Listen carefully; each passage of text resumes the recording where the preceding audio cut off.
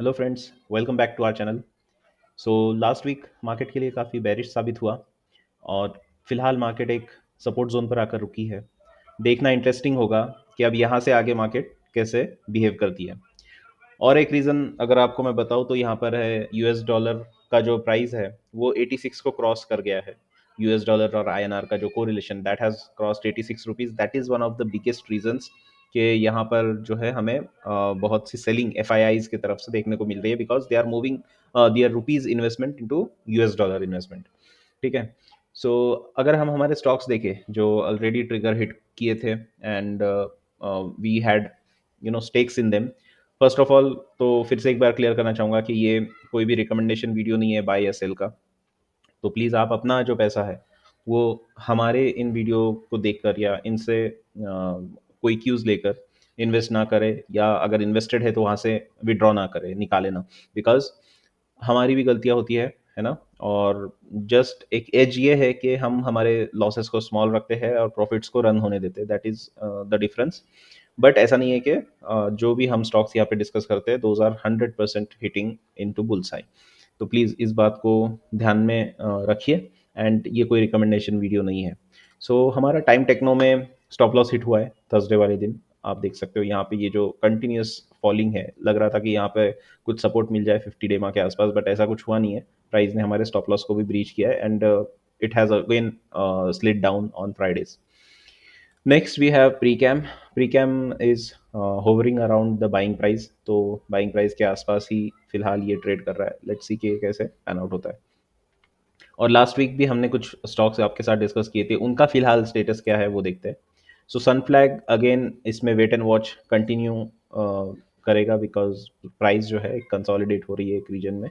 But मुझे एक चीज़ यहाँ पर आपके साथ शेयर करनी है। वो ये है कि मेटल सेक्टर जो है उसमें ओवरऑल वीकनेस नज़र आ रही है। अगर मैं आपको यहाँ से इंडाइसिस में सी एन एक्स मेटल, जी हाँ, मेटल सेक्टर में ओवरऑल अगर देखोगे आप तो एक ब्रेकडाउन देखने को मिलेगा वीकली चार्ट पर। सेक्टर्स की जो इंडेक्स है वो और भी क्लियर बताएगी कि यहाँ से एक रीजन था जहाँ पे ये सपोर्ट ले रहा था बार बार, लेकिन लास्ट वीक वो भी ब्रेकडाउन हुआ है। सो सिंस सनफ्लैग जो है ये मेटल सेक्टर का स्टॉक है तो यहाँ पर थोड़ा सा कॉशन होने की ज़रूरत है। बिकॉज यहाँ से अगर वीकनेस आती है तो ये बहुत से लोगों को ट्रैप करके नीचे भी जा सकता है। सो जस्ट एक कॉशियस व्यू यहाँ पर सनफ्लैग के ऊपर। पीडीएसएल में वेट एंड वॉच कंटिन्यू करेगा। अगेन यहाँ पे एक अच्छा कंसोलिडेशन हो रहा है। 50 डेमा के आसपास है फिलहाल प्राइस। एंड देखते हैं कि यहाँ से अब और ये कैसे बिहेव करती है। जैसे मैंने आपको पिछले 2-3 वीडियोस में इसके बारे में डिस्कस किया कि ये जब भी एक रेंज से बाहर निकलती है तो इसकी फितरत है कि ये एक अच्छा रन अप देती है। सो वही हम यहाँ पे एक्सपेक्ट कर रहे हैं। Will wait and watch.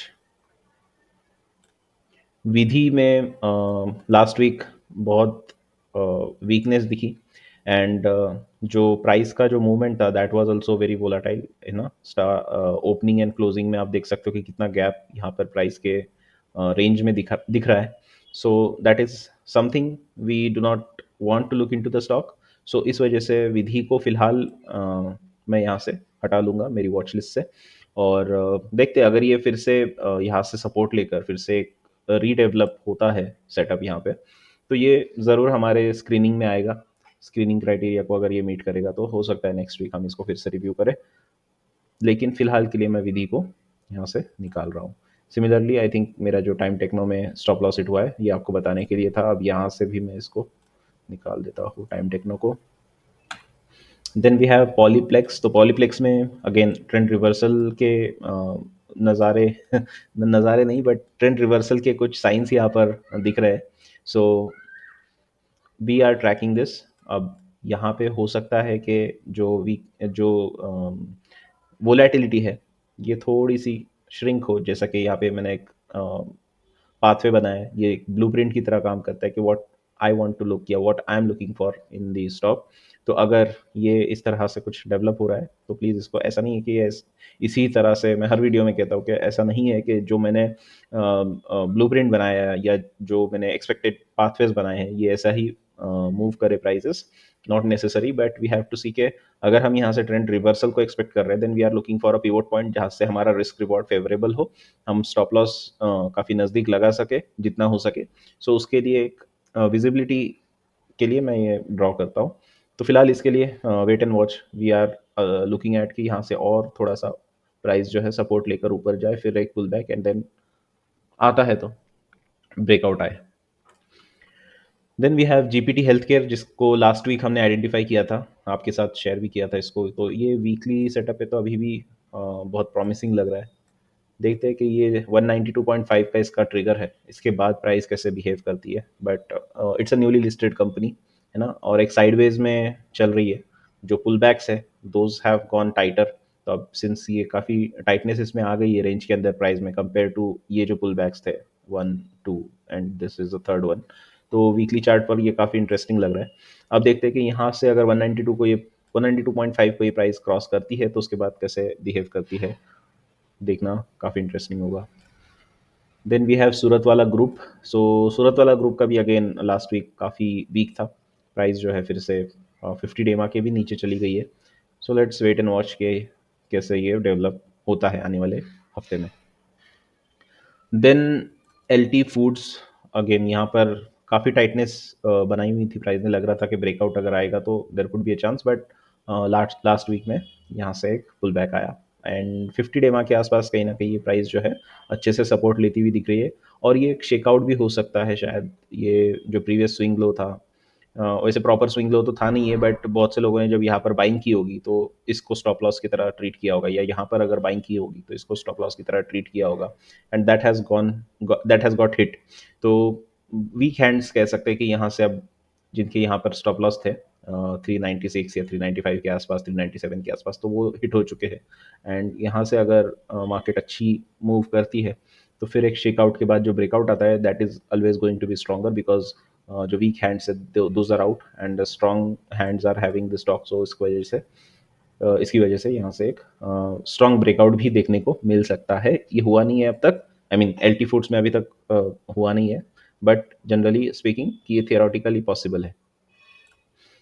Then हाँ, अब ये जो स्टॉक है दो, गुफिक बायो एंड कैंटाबिल, ये हमने इस वीक आइडेंटिफाई किए हैं हमारे स्क्रीनिंग क्राइटेरिया को रन करने के बाद। सो गुफिक बायोसाइंस में अगर आप देखोगे तो यहाँ पर एक क्लीन एक कप एंड हैंडल वाला सिचुएशन देखने को मिल रहा है। Price is again above the 50 डेमा लाइन एंड कंसोलिडेशन अगर आप देखोगे सिमिलर टाइम पर है जब मार्केट गिर रहा था, तो ये स्टॉक जो है कंसोलिडेट कर रहा है। देख सकते हैं यहाँ पर ये 20% या 20% के पास की या उसके आसपास की रेंज में ये तो फर्स्ट पुल बैक था, लेकिन उसके बाद से पुल बैक्स छोटे ही होते गए इसके। तो विद इन 20% की रेंज में कह सकते हैं कि ये कंसोलिडेट कर रहा है when the market is going down day by day. तो एक स्ट्रॉन्ग स्टॉक या रिलेटिव स्ट्रेंथ का एक एग्जांपल आप देख सकते हो गुफिक बायो में। सो इसको वॉच कर रहे हैं हम, और अगर ये डेवलप होता है आगे चल के तो ज़रूर इसके बारे में सोचा जाएगा। अगर मैं इसको इसके ब्रेकआउट लेवल से देखूँ तो ये 9.75 या -9.8 कह सकते हैं कि उतना ये रिस्क हो सकता है अगर मंडे को, यानी कल ब्रेकआउट आता है 500 के ऊपर, तो 7%, सॉरी 9.7% के आसपास का, 9.8% के आसपास का रिस्क यहाँ पे हो सकता है। सिंस ये फार्मा या हेल्थ केयर सेक्टर से बिलोंग करता है, फार्मा सेक्टर से बिलोंग करता है, जो कि रिलेटिवली थोड़ा सा स्ट्रॉन्गर है, तो कह सकते हैं कि इसके अंदर इसको वॉच लिस्ट में रखना मुनासिब होगा, क्योंकि जो सेक्टर अभी चल रहा है उसका ही एक कंटेंडर है। तो दैट्स वाई इसके लिए एक एडेड एडवांटेज हो जाता है। Then we have Cantabil. Cantabil में एक स्क्वायर बना हुआ है, स्क्वायर या रेक्टेंगल जो भी कह लो। तो एक रेंज में प्राइस चल रही है, यहाँ पे एक बॉक्स आप देख सकते हो कि प्राइस जो है इसी रेंज में काफ़ी दिनों से, मतलब यहाँ से अगर आप देखोगे तो 2022 से तकरीबन मिड 2022 के आसपास से प्राइस जो है इसी रेंज में चल रही है। एंड उसमें एक और चीज़ आप अगर देखोगे तो पहले जो पुल बैक्स थे दोज वेर डीपर, यहाँ से यहाँ। देन उसके बाद का जो पुल बैक था दैट वाज क्वाइट शॉलोअर, ज़्यादा शैलो था। उसके बाद का जो पुल बैक था ये और ज़्यादा ऊपर की तरफ था, मतलब डीपनेस जो है पुल बैक्स की वो कम होती जा रही है। परसेंटेज वाइज में देखें तो आई थिंक ये और ये सेम ही होंगे, बट आप ऐसे कंसिडर कीजिए कि जो 200 डेमा की जो लाइन है उससे ये कितना नीचे गिरा हुआ है। तो उसके हिसाब से देखा जाए तो ये वाला उसके कंपैरिजन में कम गिरा है। और यहाँ से भी एक ऑब्वियसली अब यहाँ पर एक अच्छा खासा रेजिस्टेंस सेट हुआ है, तो लास्ट वीक यहाँ पर भी रेजिस्टेंस देखने को मिला। एक्सपेक्टेशन है कि प्राइस यहाँ से पुल बैक दे, फिर थोड़ा सा डेवलप हो, and then we have some situation where we have a nice risk reward ratio, है ना। यहाँ पर कहीं entry and this could be the stop loss. ऐसी अगर सिचुएशन आती है तो ज़रूर इसके बारे में सोचेंगे, तो इसीलिए इसको वॉच लिस्ट में रखा हुआ है। कैंटाबिल, गुफिक बायो, ये हमारे इस वीक के दो न्यू वॉच लिस्ट मेंबर्स है। सो देखते हैं कि नेक्स्ट वीक कैसे बिहेव करती है मार्केट।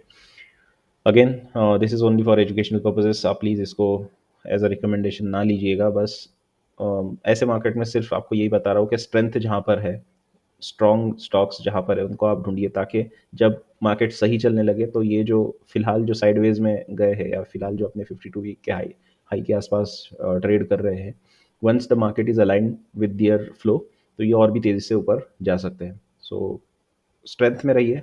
ऐसा नहीं कि अब मार्केट गिरी है तो सबसे ज़्यादा जो गिरा होगा उसको मैं लूँगा, ताकि वो रिवर्स मार्केट रिवर्स जब होगी तो उसके बाद वो और उतना मुझे प्रॉफिट मिले। ये एंकरिंग इफेक्ट होता है, अगर आपने साइकोलॉजी में पढ़ा होगा या आपको पता होगा तो एंकरिंग इफेक्ट में होता क्या है कि जब हमें कोई डीप डिस्काउंट दिखता है तो ना चाहते हुए भी हम उसकी तरफ दौड़े जाते हैं, कि हमें पता होता है कि यार ये तो पहले 1000 में था लेकिन अभी तो ये सिर्फ 200 में मिल रहा है ना। तो मैं इसको उस आपको 1000 की प्राइस वहाँ पर एंकर, आपका जो माइंड है वो एंकर हो चुका है 1000 के ऊपर, एंड दैट्स वाई आपको 200 काफ़ी सस्ता लगता है। लेकिन वो प्राइस 200 पर आई है, इसका भी कोई ना कोई रीज़न होगा, वो आप देखने की कोशिश नहीं करते कि यार क्या स्टॉक के साथ बुरा, इतना क्या बुरा हुआ है कि भाई प्राइस सीधा 200 पे आई है। कुछ ना कुछ तो चीज़ें अंदर से चेंज हुई होगी जो शायद आपको ना पता हो, या अगर आपको पता भी हो तो आप उसको इग्नोर कर रहे हो, बिकॉज आपका जो माइंड है वो 1000 के ऊपर ही अटका हुआ है कि 1000 की चीज़ मुझे 200 में मिल रही है। तो प्लीज़ इससे होता क्या है कि आपका जो मनी है ये एप्रिशिएट जो है वो उतना फास्ट नहीं हो पाता, एंड होगा होगा भी कि नहीं वो उसकी भी गारंटी नहीं होती। बिकॉज अगर आप रिलायंस एनर्जी या रिलायंस पावर का अगर एग्जांपल लोगे, एनर्जी नहीं, रिलायंस पावर जो अनिल अंबानी की कंपनी थी, तो अगेन किसी को ये नहीं करना चाहता मैं कि रेपुटेशन के ऊपर या जो भी है, सबको पता है कि क्या है, तो उसके ऊपर मैं नहीं बात करना चाहता। लेकिन एक एग्जांपल के तौर पे आपको बताना चाहूँगा कि कोई अगर चीज़ सस्ती है तो उसका मतलब ये नहीं कि वो अच्छी ही होगी, या अगर कोई चीज़ बहुत ज़्यादा महंगी है तो उसका मतलब ये भी नहीं होता कि वो बहुत अच्छी है। यू जस्ट हैव टू पे द फेयर प्राइस, है ना। तो जहाँ पर आपको लगे कि हाँ ये फेयर प्राइस है, यहाँ से आगे प्राइस जो है अप्रिशिएट हो सकती है, या मैं इसके लिए तैयार हूँ, अगर ये स्लाइड भी होती है नीचे तो फिर उस वक्त में आपका वो कॉल होगा। बट जो मैं फॉलो करता हूँ, ये जो हमारे जो फ्रेंड सर्कल में फॉलो किया जाता है वो यही है कि जहाँ पे स्ट्रेंथ आपको दिख रही है आप अपने पैसे उसी पे लगाओ, लंगड़े घोड़े पे लगाने की ज़रूरत नहीं है ना। एंड स्ट्रेंथ आपको प्रीमियम पे ही मिलेगी, ऐसा नहीं कि कोई स्टॉक है जो कि स्ट्रेंथ आपको काफ़ी सस्ते स्टॉक्स में मिलेंगी।